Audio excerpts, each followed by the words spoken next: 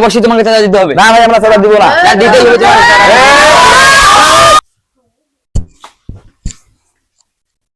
কই রে মাদ্রাসা তোলা কেউ আসিস রে? থাকলে তাড়াতাড়ি বাইরে চলে আসে। আসসালামু আলাইকুম। রাখো তোমার সালাম। কেন আসছেন ভাই? আমরা চাঁদার জন্য আসতেছি, পুরা বাংলাদেশে আমরা চাঁদা তুলতেছি। পুরা মাদ্রাসা মসজিদ সবখানে আমরা চাঁদা তুলতেছি। মাদ্রাসার ছাত্রদের কাছে, মাদ্রাসা কমিটির লোকদের কাছ থেকে, সবার কাছ থেকে আমি চাঁদা তুলতেছি।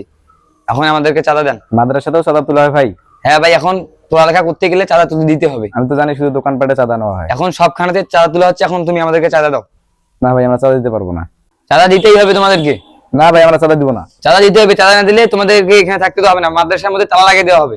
না ভাই একদল চাঁদা নিয়ে গেছে, এখন আপনারা অবশ্যই চাঁদা দিতে হবে তোমাদেরকে। না আমরা কেউ চাঁদা দিব না। অফকোর্স চাঁদা দিতে হবে। না আমরা কেউ দিব। এই দাঁড়ান, আমরা চাঁদা দিব না। আপনারা আগে ব্যবসা বাণিজ্যে চাঁদা নিয়েছেন, এখন প্রতিষ্ঠানেও চাঁদা শুরু করেছেন নাকি? সবখানে চাঁদা দিতে হবে এখন। না ভাই আমরা চাঁদা দিতে পারবো না।